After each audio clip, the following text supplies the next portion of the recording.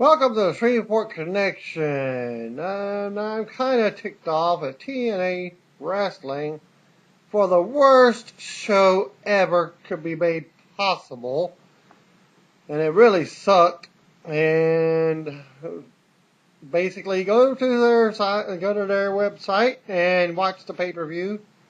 Or on YouTube, you can catch it on TNA Wrestling on their crappy account. And but first, I'm going to give you some cool news, some good news, some don't know news. It's up to you. You decide for yourself. And let me get up here. Well, Ring of Honor tapings for 4 weeks or 4 shows. .net reader sent this in. Dustin Diaz was at the Ring of Honor TV tapings in Baltimore, Maryland, and sent it in the updates. Dark match, Devon Storm defeated local wrestler. Yes, that's Devon Storm in Ring of Honor. It's I believe that's a formerly WCW wrestler, Crowbar. He wrestled a local wrestler. The guy didn't recognize his name. Standard indie opener. And then they had the TV tapings. Kevin Kelly and Nigel McGuinness. If you didn't know, that's TNA former star Desmond Wolfe entered the ring to introduce the first episode and talked about the matches. Eddie Edwards defeated Mike Mondo. Edwards won with the 2K1 bomb. The crowd was heavily into Eddie, but didn't care for the Mondo aside from the Spirit Squad chants. Hey, well, I forgot that he was on the Spirit Squad. And it was actually still wrestling. Short, uneventful match. Okay. Jim Cornette then interviewed the Briscoes, who are the new Ring of Honor champions.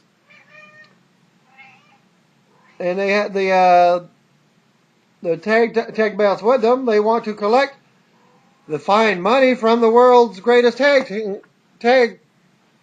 team chair tonight, but they put over Baltimore and welcomed all challengers. They started a massive man up chant and then left. Match number 2 was Roderick Strong with Michael Elgin. Truth Martini beat Ricky Reyes, and Strong won with reversing a roll-up and grabbing a handful of tights. The match lacked heat. Nobody knew who Reyes was. I've been watching Ring of Honor since 2005 and haven't seen him. Strong's power spots were the most over thing in the match. I'm estimating 500 or so for the crowd, though I'm not good at that, according to the reporter. Anyway, they've been up to a dozen or so Ring of Honor shows, and the attendance is a bit lower than I expected, usually, but not for TV much, and not by much. Especially for a TV episode, you should have more people. Well, match number 3, Matt Jackson. That's with Nick Jackson. That's formerly known as your Generation Me, or the Buck Brothers. And he defeated Kenny King with Red Titus. Matt stole a win when Nick hit King with one of the injured Red Titus' crutches during a springboard move. The match was the longest so far. Got the hottest heat as it went. Typical Ring of Honor main event with a fast pace and good moves. A brawl broke out after the match due to the cheating. Referee separated the two teams, and the Bucks left while taunting A&X or Anks. And that was the end of the first taping. Wow, 3 matches. So their shows must be only an hour long. Unless you got 10-minute matches, well, it makes it 30 minutes. And the second show starts. The announcers introduced the second episode and set up a video package regarding changes in the embassy. Match number 1 was Tommaso Ciampa with Prince Nana, another man, defeated T.J. Perkins. The other man in Ciampa's corner wore a green jacket. Ciampa won with a running Liger bomb, backbreaker. Another long match with an interference from the embassy. And it continued the trend of good action tonight. Ciampa struck the reporter as much a simpler wrestler than Perkins, but he got the Duke there. Devin Storm and Grizzly Redwood entered for the next match. The House of Truth interrupted them. Truth Martini offered Storm $500 to give Michael Elgin the match, or said he would take a beating from the House of Truth. Storm accepted the offer and then left. Nobody cared. What the crap is this? WCW Relic doing in Ring of Honor? Yeah, Devin Storm. If you don't remember, WCW, that's Crowbar. Match number two or three. Well, okay, it would be match number 2. Elgin, it's Michael Elgin with House of Truth, defeated Grizzly Redwood. Elgin won with a spinning seated powerbomb. Elgin dominated with his power. The House of Truth diffused a brief comeback by Redwood, and that was it for that match. Match number 3, Davey Richards and Kyle O'Reilly defeated Caprice Coleman and Cedric Alexander. Richards and O'Reilly won with a double team stomp and guillotine. Richards took the mic and talked up Baltimore. He dubbed his team called Team Ambition and put over his opponents, Coleman and Alexander, then promised they'd be back in 2012. Edwards then came out and applauded the victors. It was awkward, though. Intermission was held after that match. That's where they ended. And then they started the third taping. Finally, somebody that we all know and love, Jay Lethal, defeated the Prodigy, Mike Bennett, with Brutal Bob and Maria. Yes, that's Maria, formerly known as Maria from WWE. And she's with her boyfriend, Mike the Prodigy Bennett, in Ring of Honor. And retained the Ring of Honor TV title. The match was the best of the night so far. Worth seeing with a fast pace. Bennett is going to end up in WWE for sure. Maria was distractingly hot at ringside. She caused Bennett to lose when she caused a distraction but Lethal rolled him up when he made a careless cover. Think Triple H Hardy from No Mercy a few years back. And that's Jay Lethal retaining his TV title. Kevin Steen cut a promo promising to win the Ring of Honor World title. Then Jim Cornette, Kerry Silken, and a group of Ring of Honor officials interrupted. Cornette banned the package pile driver, but Steen promised that it wouldn't stop him. He said that when he wins the belt, Cornette won't be able to do a damn thing about it.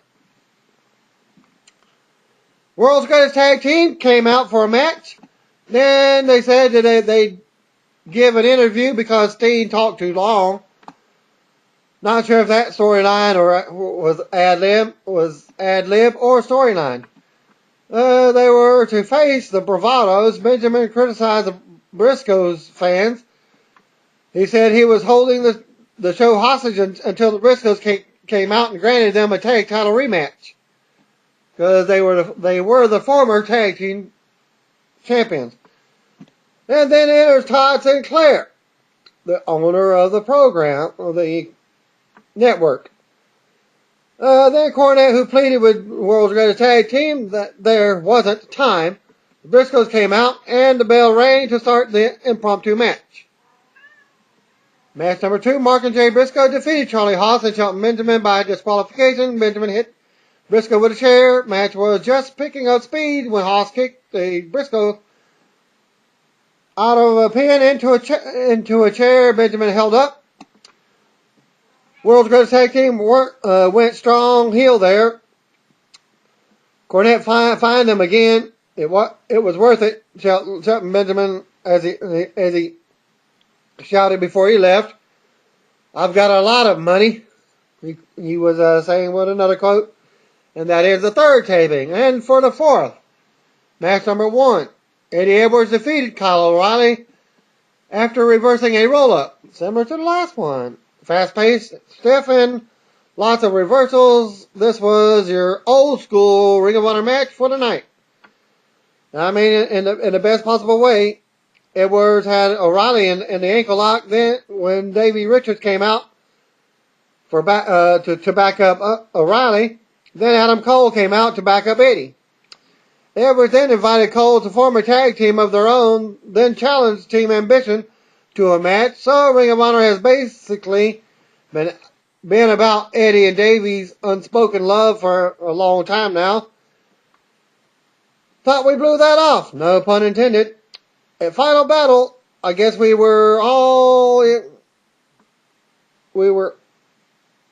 are in for a couple of more years of that. Match number 2, Mike Mondo, formerly of Spirit Squad, defeated a local wrestler who was unnamed. Local worker was someone they never heard of. He had curly hair and graffiti pants. No match was going to follow the previous one, no matter what. So I'm saying this before it even ends because nobody in the crowd gives a crap. Did we really need to send Mike Mondo again?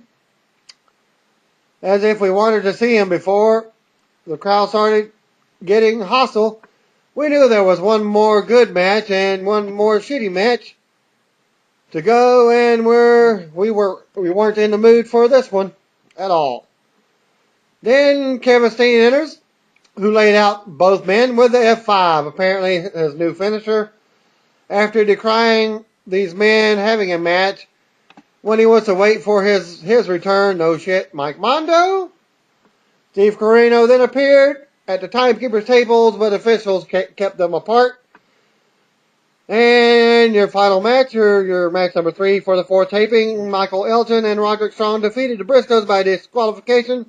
House of Truth won by disqualification when Jay Briscoe went to the back, fed up with the House's shenanigans, and returned with a baseball bat, which he used on the House. Briscoes gave the farewell promo. Great show. Only in Ring of Honor can the main event end in a screw job that nobody complains about. And that ends the Ring of Honor. Okay, the Aftershock Pro Wrestling Radio with Shark Boy, a.k.a. Dean Roll. If you're not familiar with TNA, well, Dean Roll is the real name of Shark Boy. And the hosts, Sean Walford and Kyle Payton, and their website, ineedwrestling.com. And he commented on whether he felt he was used to his full potential. And he was quoted by saying, I don't know if anyone's ever used to their full potential, to be honest with. I mean, how many times you've watched wrestling and thought, man, they could be doing a lot better with that guy, or they should be doing something different with that guy, or why is he even on this week, or it should be that guy instead. I definitely think that there were things they could have done with me, or that they could have done done more with me. Okay, on working with TNA's Terror Dome matches, he's quoted by saying, without a doubt, it's awkward and very difficult to climb. To be honest with you, I don't think that maybe half the guys there were competing in those matches, which featured the Dome, could actually get out of the structure just because of the way it was shaped and the gravity situation. And that was the gravity situation that was involved, but it is something they should use going forward. Sure, if they had gotten talent that can get in there and do something with it's entertaining in that sort of structure, why not? And they had other topics. He was starting out in with TNA, his upcoming training seminars being used to its full potential as described just a few seconds ago. And he talked a ton of other subjects. So just go to I Need Wrestling for the full. Get your own report. In other words, see what he exactly said. And another interview with Abyss from hosting from WrestlingVoice.com, Dwayne Dugan and Luke Berry. He comments on what he believes are the highest and lowest moments in Impact Wrestling 10-year history. And yes, on the TNA Wrestling website, they've got a new logo. It's the number 10 with the TNA. Nothing more. It says that basically a 10-year anniversary. The finest moment, I think, would be the debut of Spike TV. It was a huge, tactful event that really shaped the company. A network like Spike TV, I think, was the beginning of the growth period for TNA as a company. As far as low periods go, maybe being unsuccessful in our first move to Monday nights. We had high aspirations, and I truly believe it wasn't from a lack of effort on anybody's part from top to bottom in TNA, but it's something we've learned from. We learned a lot of lessons from it, and I think we're better off as a company from the directions we've ended up taking. His own personal highlight of the past 10 years, and he's quoted by saying, I've had so many of them. I've been very privileged and honored to have so many moments there. I definitely have to say winning the TNA World title back in 2007, I'd have to say, was the most memorable. It was my first major world title, and it was an extremely emotional and proud moment for me, unquote. Then he goes, speaking about the talents he worked with in India recently for the Ring Ka King TNA venture with India that he'd like to see in Impact Wrestling. He said every single one of the talent there, such as Chris Masters and Chavo Guerrero. But he says all of them. It was a privilege to work with Chavo Guerrero and over in India. Right now, the chance to work with them because I haven't had the opportunity because they haven't been with TNA. So it was a great experience, and I truly enjoyed working with all of them. You know, Chavo Guerrero is very smart, and I love listening to him just put stuff together. Just the overall vibe and overall chemistry that I had with all of them was really incredible. How he's preparing differently than for usual matches for Monsters Ball tonight at Genesis. It's more mentally that you change. You have to get into a mindset that you're going to go out there and try to hurt somebody, and they're going to try to hurt you just as much.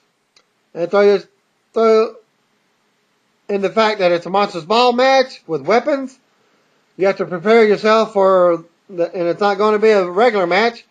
By the way, a normal, regular match is very taxing on your body, as it is. But when it comes to Monsters Ball, it quadruples because you have the weapons, so many weapons. So you have to prepare yourself mentally for it.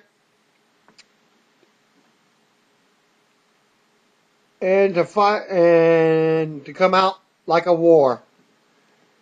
Well, happy birthday goes out to former Ludwig Borga, aka Tony Halm. Well, he was born on this date on 1963. And he died on January 8, 2010 from a self-inflicted gunshot wound. Former TNA knockout Jacqueline Moore turned 48. And she was born on January 6, 1964. So it's a belated happy birthday. She recently stated on her Twitter page, that her contract expired, and that's why you don't see her on the TNA television anymore, and she did not expect the company to renew her deal anyways. Well, now to talk about the worst, crappiest pay-per-view in wrestling history of the decade. sloppiest finishes of a pay-per-view if I've ever saw one. I mean, listen, how it went and how I will describe it in the report. And my point of view, if I were base it on a top 10, this would be a -1. Blatant DQ, disqualifications throughout the night, meaning no belts changed hands. How would you describe it yourself? Even PG rating was better than this crap tonight. Maybe I should apply for a booking job in TNA or a story script job. Wait a minute. I think I already have that. Maybe I'll say, well, that'll be in a few months. Running my own indie fed with a partner. More details on that, and it will be filled within a month after taxes come in. Those interested can send me your resume to possibly join the most futuristic program in the future of pro wrestling today. And for qualifications, all you have to do is have the willing to learn about pro wrestling, enjoy yourself, and the willingness to travel to East Texas at least one week a month, or maybe possibly every weekend. Well, we won't know until we have our first event in the East Texas area. Probably our first event will be in Nacogdoches, Texas, where my mom and dad grew up. And training will be provided. Forgot to say that. Well, okay, at the pay-per-view, rapper Rick Ross was at the tonight's TNA Genesis pay-per-view and was shown on camera before the start of the TNA X Division match. That's the championship match. And Velvet Sky announced that she will not be going to TNA's upcoming tour of the UK, which means she will miss the London TV tapings for Impact. And she wrote, quote, "Due to a recent storyline change, I'm no longer on the UK tour. So sorry to all my fans that were wanting to see me. I will miss you guys too." Unquote. Word came about this weekend that TNA is not going to send a full crew to Europe because of the cost, so a lot of the wrestlers won't appear on Impact for 2 weeks. Oh, them 2 weeks are going to be a crappy show. And Daniels had to back out of the Wrestle Reunion convention in Los Angeles because he's going to be on that tour. As he's for the London tapings, Kazarian and Rosita have also backed out due to the tour. Scott Steiner will still be appearing at Wrestle Reunion as he has signed a contract to appear. Former WWE star Chris Masters, who turned 29 years old this week, while former women's champion Bull Nakano turned 44. And Bushwhacker Luke turned 65. Well, I guess he's now a senior citizen.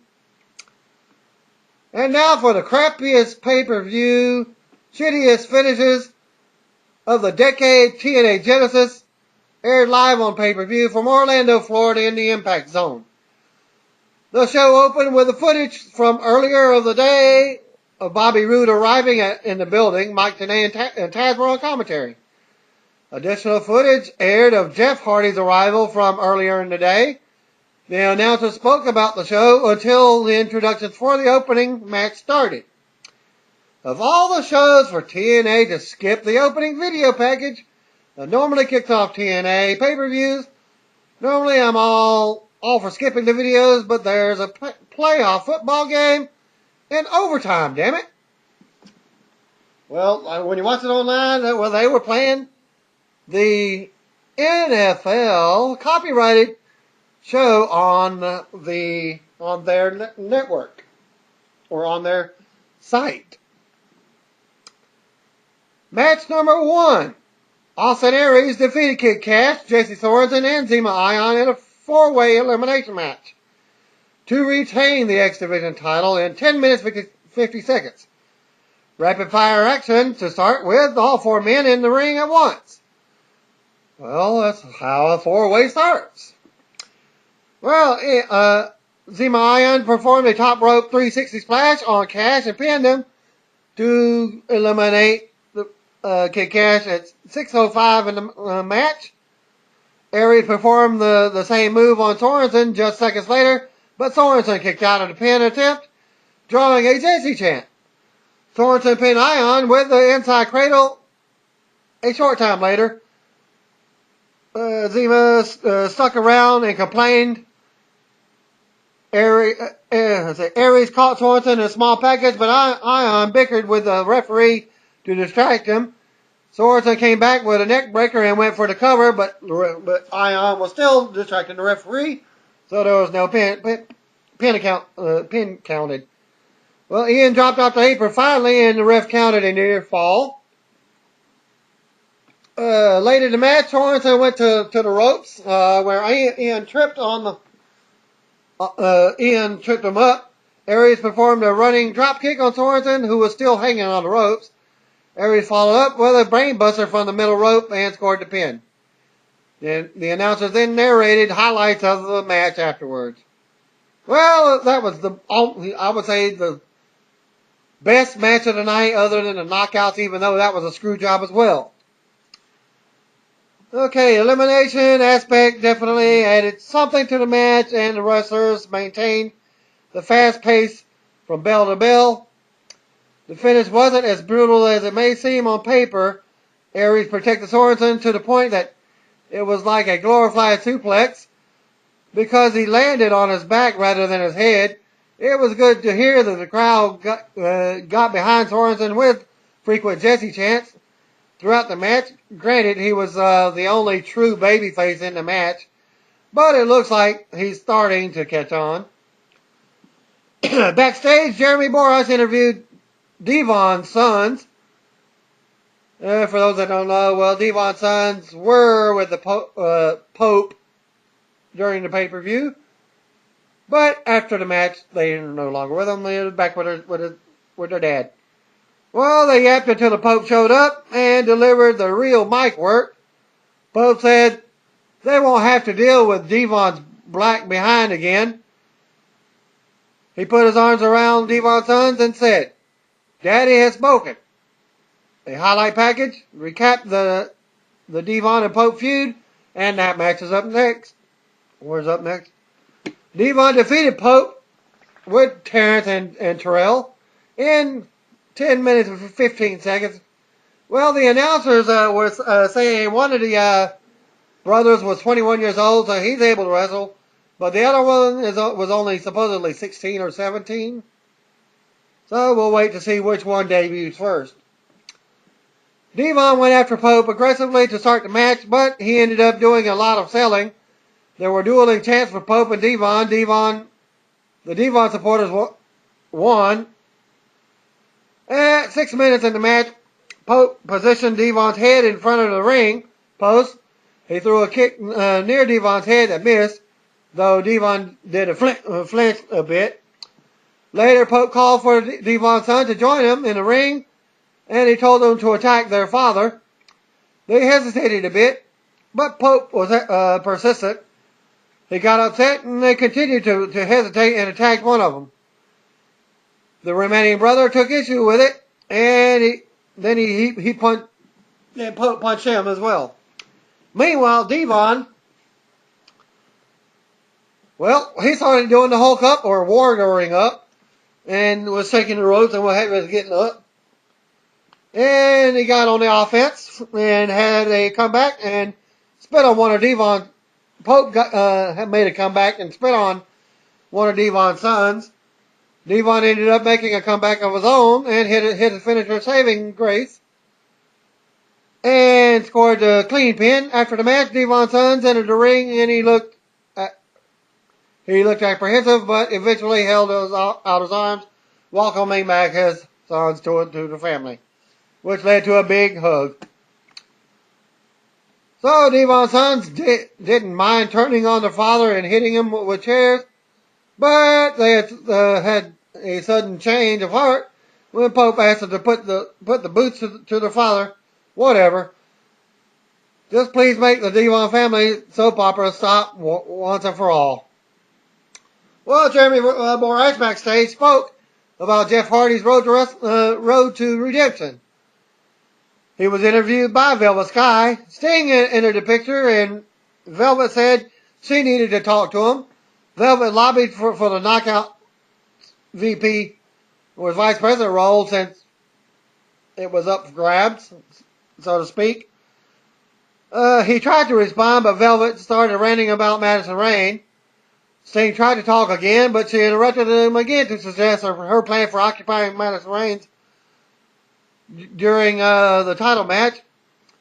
Sting said he liked the idea, but he said the crew couldn't make it happen on so short of a notice. Well, they actually did something for a plan, because it was not advertised as a cage Madison was put in and pulled above the ring. Okay. Let's see, where was I at? Okay, Sting said, okay, I already read that. Well, Velvet said she thought he'd like it, so she had them take care of it for her. Sting endorsed Velvet's plan as she hit it off. Well, Borash asked Sting about Jeff Hardy. Sting said he didn't give Hardy the chance. Rather, Sting said Hardy rebuilt the bridge of trust one brick at a time. Sting also vented about Bobby Roode being a thorn in his side. Well, match number 3 was up next. Gunner with Ric Flair defeated Rob Van Dam in 6 minutes 40 seconds. And this is goodbye RVD as he's headed to TNA. They're doing it. He's headed from TNA to WWE this month, as he stated that on his Facebook account as well as his Twitter. It didn't take a long time for Gunner to pull up the pad at ringside, as he's been doing for the last 3 days of TNA taping for the month. The floor to injure his opponents lately. Well, later RVD hit a crossbody block off the top rope for a near fall. A short time later, Van Dam hit Rolling Thunder for another near fall that the crowd didn't buy one bit. Van Dam tried to dive on Gunner at ringside, but Flair pulled him out of the way. Well, Gunner was going to step out of the way anyways. He was just acting groggy, causing Rob Van Dam to land where the pads were on the floor. They had been removed. As Flair and the referee argued, Gunner DDT'd Van Dam on the concrete. It wasn't a very good DDT. The basic, well, if you know how to do the DDT correctly, well, Gunner did it perfectly for the fake head to the floor. And RVD sold it real well as well. So, again, well, that to me, that was another screw job. Since the RVD is leaving, that's how they wrote him off. Just like they did Jesse Neal. Well, they tried to do the same. They did a different move with Eric Bischoff's son, Garrett Bischoff. But we'll deal with that later. Okay. The referee threw up the X symbol, which meant for the trainer to run out and help Rob Van Dam to sell the injury angle. Well, they sent the security and the so-called rescue crew, and they didn't even put the dang neck brace on correctly, folks. RVD was he was almost about ready to get off the dang stretcher himself, and in fact he was putting it back on himself because they couldn't do it right. Okay, well, so there's your injury angle, and that's with him leaving TNA. Predictable outcome, and that's was not a bad thing in this case. The live crowd didn't seem to take the injury angle seriously because they all know that he's leaving to head for back to WWE. If I'm ever injured, please don't send the TNA trainers, as they couldn't even put the damn collar on right, as I already said. Perhaps Van Dam moved it himself with his hand. Van Dam had to put it back in place, like I was already saying, because I seen that myself on the pay-per-view, as they stretchered him to the back. This was This will definitely heat up the RVD back to WWE rumors again. He would provide some star power, presumably to the SmackDown brand, and it's not like the majority of WWE fan base has been watching or kept close tabs on the forgettable TNA run. Backstage, Jeremy Borash promised updates on RVD's condition throughout the night that never happened. And on the TNA website, Borash interviewed Jeff Hardy, who was wearing face paint. Hardy said that he has a world title win. A video recapped Gail Kim versus Mickie James feud. Mike Tenay ran through the tail of the tape, which had nothing to do with the height or weight. It's fine if they don't want to go with the height and weight, but why in the world would you do the tail of the tape anyways? Well, their basically tail of the tape was basically kind of like a highlight reel of what's been going on leading up to their match. Match number 4, Gail Kim with Madison Rayne defeated Mickie James by disqualification to retain the TNA Knockout title in 6 minutes 15 seconds. Another screw job. Announcers pointed out a shark cage at ringside, and it was part of Velvet Sky's plan. And guess what? It was painted pink. Okay, Mickie came out dressed like a farmer's daughter from Glow Wrestling to continue her ongoing costume party. Velvet Sky came out and threw Madison Rayne inside the cage, which was like a pink and white bars. The cage was raised into the air. Velvet stayed at ringside to make sure no other shenanigans went on. Well, even though the shenanigans did go on, Mickie controlled the majority of the offense during the first 5 minutes of the match. She hit the Thesz press off the top rope, and at 5 minutes 30 seconds, Madison threw a pair of brass knucks to the floor. One set. Referee spotted the brass knucks, grabbed them. Madison threw another pair, and this time Mickie ended up picking them up off the floor, and the referee saw her picking them up, and Mickie continued to hit Gail Kim with the brass knucks for the disqualification. And referee, like I said, referee thought, DQ, ding ding, screw job. They went through the trouble of painting some bars pink and white for an unadvertised gimmick, just to set up the brass knucks finish spot. Really? Really? Really? Why can't TNA just give these women 10 minutes and a good finish? I mean, after all, they are supposed to be the best wrestlers in TNA. Backstage, Jeremy Borash interviewed Bully Ray, who said he's the king of hardcore style matches. He said guys like Mick Foley and Terry Funk bow down to him. Ray then said he would do whatever he has to do to destroy Abyss. He says Abyss would have to kiss the feet of the various members of Immortal once he's forced to rejoin. Quote, "You will be Immortal's bitch once again." Then a video recapped the Abyss versus Bully Ray feud. And your match was up next. Abyss beat Bully Ray in a monstrous ball match to gain his freedom from Immortal. And the match lasted 15 minutes 30 seconds. The weapons at ringside included barbed wire tables, a trash can filled with the usual hardcore crap. Bully Ray attacked Abyss early, but he no-sold it. Ray pulled out a chain, and the crowd, which had been loud, became very, very, very, very quiet. You could hear a pin drop. Abyss used a chair and got the better of the exchange. Abyss emptied the trash can with the weapons by throwing everything inside the ring, along with a couple of trash cans. Ray slammed one of the cans on Abyss's head. He no-sold the can and punched punched it from Ray's hand, and he may have hurt his wrist. He may have even cut his hand at that point because his hand was bleeding, and he got was put on with the barbed wire, so his hands never hit the barbed wire. So I guess he got cut from punching the can.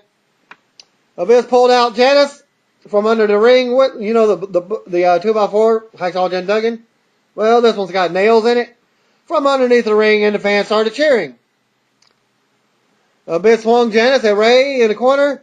Shockingly, the weapon that can't be used because it would kill someone missed its mark. Again, sticking in the corner. It actually didn't stick in the corner. Ray said he was leaving. He hit it up the ramp. Abyss followed, caught up with him, and got him back in the ring. Ray ran Abyss into the barbed wire board that was set up. One of them of the ring posts. After he was Abyss was throwing him in the ring. Well, Abyss came up bleeding from the arm since it was going through the barbed wire. Well, Ray slammed the other barbed wire board over him like a sandwich. Abyss's head caught part of the board and landed over the guardrail. Ray pulled it back quickly. At 8 minutes, Abyss grabbed 2 bags from underneath the ring and placed them inside the ring. Abyss used a cheese grater on Bully Ray's crotch. Abyss opened up one of the bags he placed in the ring and poured the thumbtacks into the ring.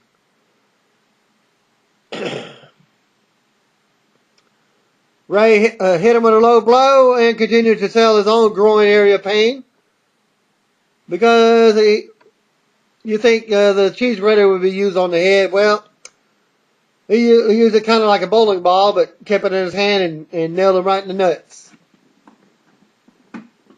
Well, he was screaming, "Motherfucker, my balls, all the time."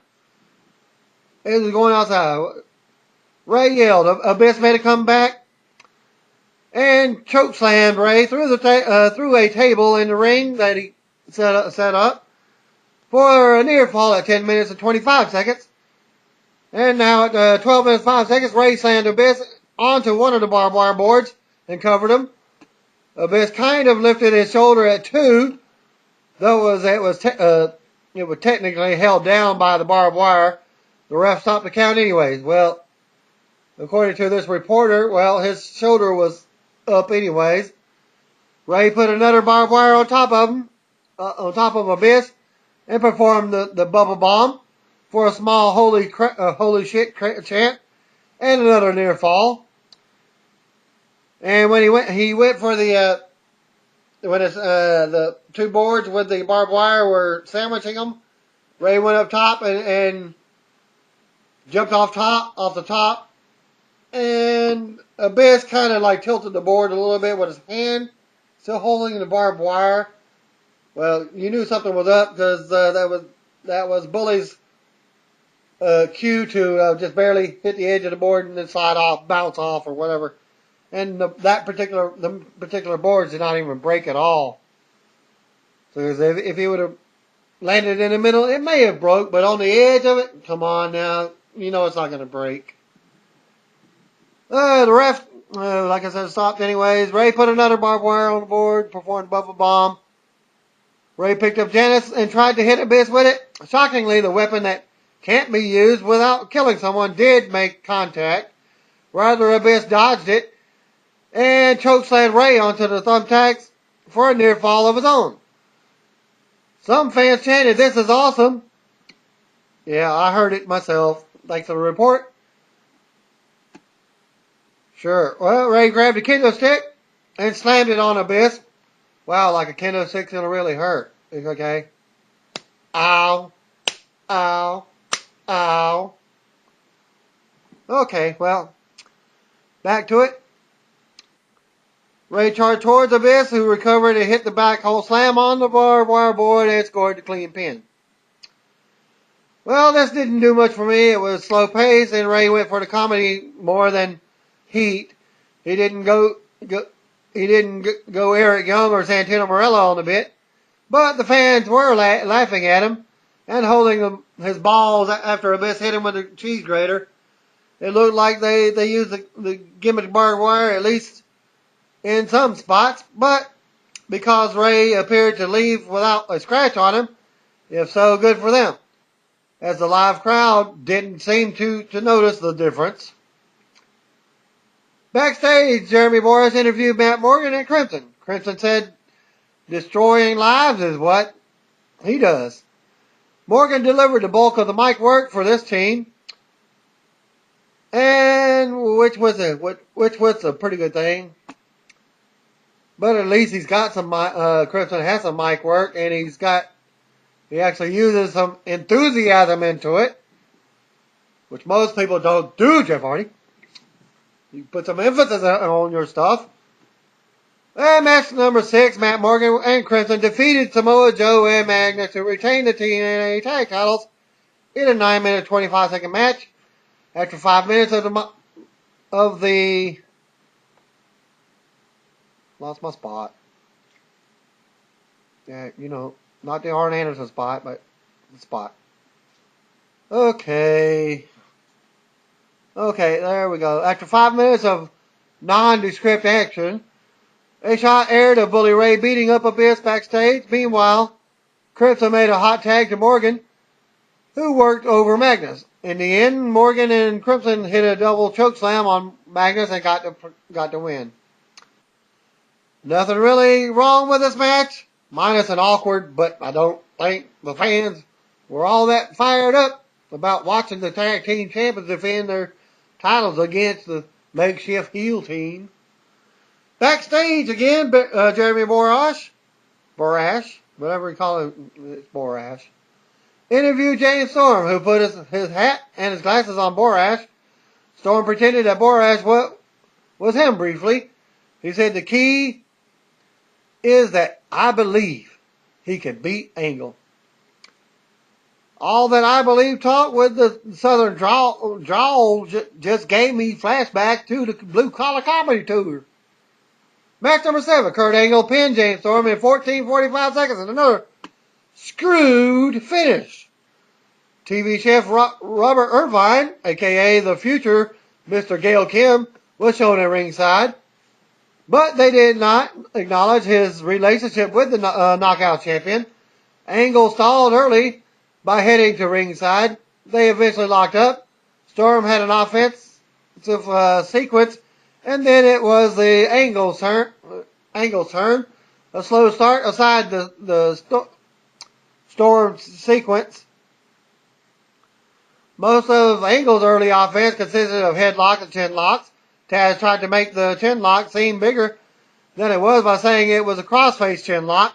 Well, at least he tried. Well, the pace picked up eventually, and Angle lowered the straps on his singlet to show he meant business. Late in the match, Storm hit the top rope elbow drop for a near fall. Storm played to the receptive crowd while setting up for the last call super kick. He went for the move, and Angle pulled the referee in front of him. So Storm caught himself. Angle caught Storm with a low blow, and then picked up Storm and then kicked Storm in the head. Angle covered Storm and pinned him to win the match. Like I said, screw job.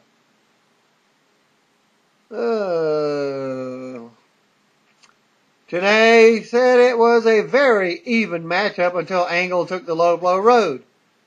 Well, everybody knows that for get low blow, that's supposed to be a disqualification, referee.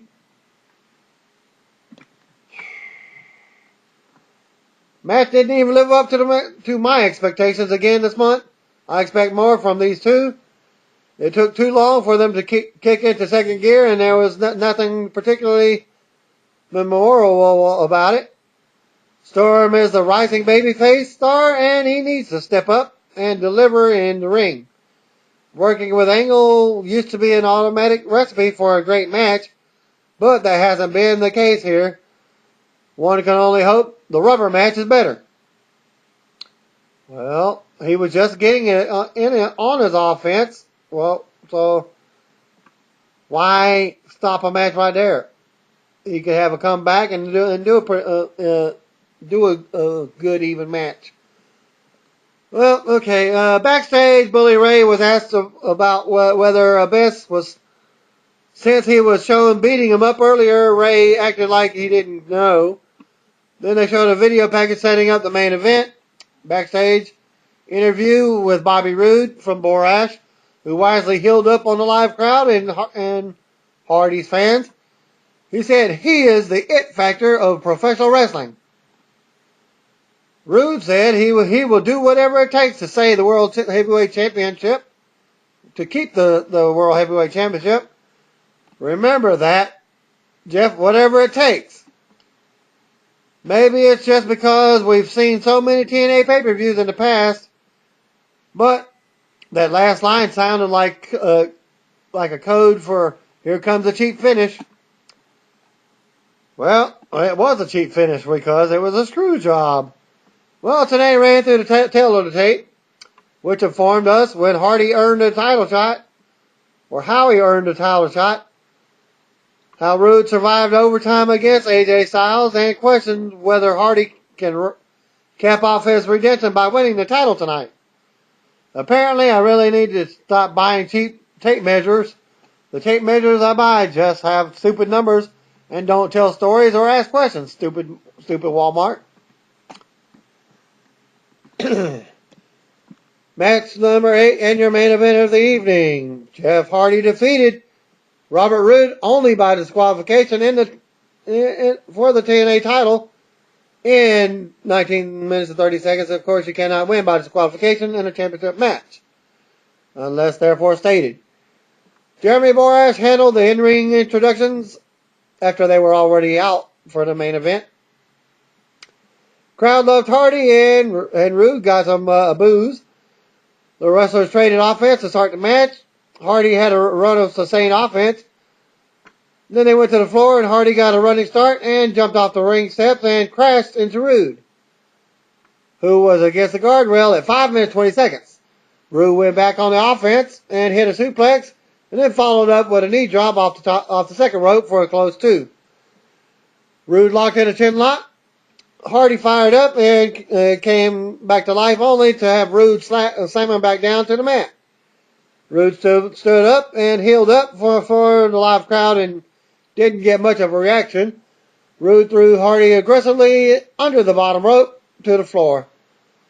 Back inside the ring, Roode locked in the chin lock again. Well, you get a let's go Hardy chant starting up. It was a weak one, but at least they had one going.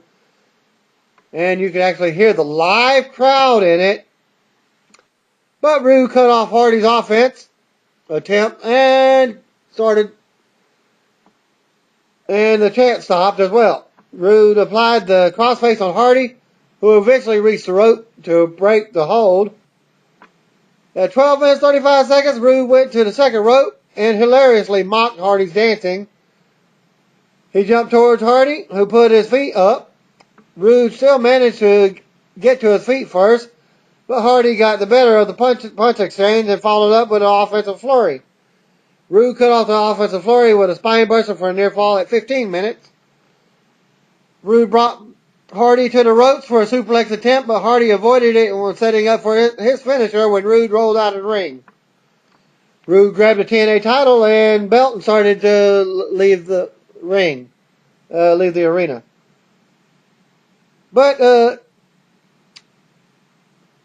let's see. Roode grabbed it to the TNA title belt, and Roode would retain the title if he was counted out. So he tried to leave. Hardy then threw Roode back inside the ring. Hardy was climbing through the ropes. Roode kicked him and followed him up with a fisherman buster suplex for a good near fall. Hardy then came back with a twist of fate at 17 minutes 15 seconds. Hardy went to the ropes and hit the Whisper in the Wind for another 2 count. The fans started chanting for Hardy as he set up for another twist of fate. Roode pushed him off and fled the ring again. Roode grabbed his title belt and tried to leave again. Hardy stopped him again with another forearm to the back of the head. Hardy threw Roode back inside the ring. Roode had the title belt with him. Roode swung the belt at Hardy, who ducked. Hardy went for the twist of fate, But the ref actually broke it up by stepping in between the two and trying to grab the title belt that was between them. Rude rolled up Hardy and put his feet on the ropes, but the referee actually saw him, so he didn't even try to do any counting. Rude begged off the referee, begged off at 19 minutes 20 seconds, and turned to kick the referee in the balls for the disqualification finish, while everybody was just standing in the ring. Meanwhile, Hardy hit the twist of fate as the referee went down with the low blow and went for cover. And Hardy wasn't getting counted. Referee Brian Hebner had already called for the bell. Taz noted that the kick was blatant as can be. The fans were loudly chanting, "We want Sting to come out and give them another restart of the match." Boris announced that Hardy won the match by disqualification to end the show. But Hardy took the shirt off and hit the twist of fate on Rude. Hardy picked up the title belt and took a lap around the ring with it. As Tenay was saying, that's the title Jeff Hardy should have won tonight at Genesis. Hardy dropped the belt on Rude and headed to the ringside to shake hands with the fans. An ad for TNA Genesis pay-per-view aired, but it was not the Genesis. It's not the Genesis pay-per-view. It's the next TNA pay-per-view for the month of February, being February 12th. Well, I expected Rude to win in a cheap manner because the main event heels rarely go over clean in a TNA and WWE for that matter. But I was hoping they'd come up with something more creative than that. For the second straight match, TNA left its live crowd waiting for the babyface authority figure to do the right thing. Never happened. How can TNA Creative not know or care that the fans would expect Sting or Dixie Carter to do the right thing?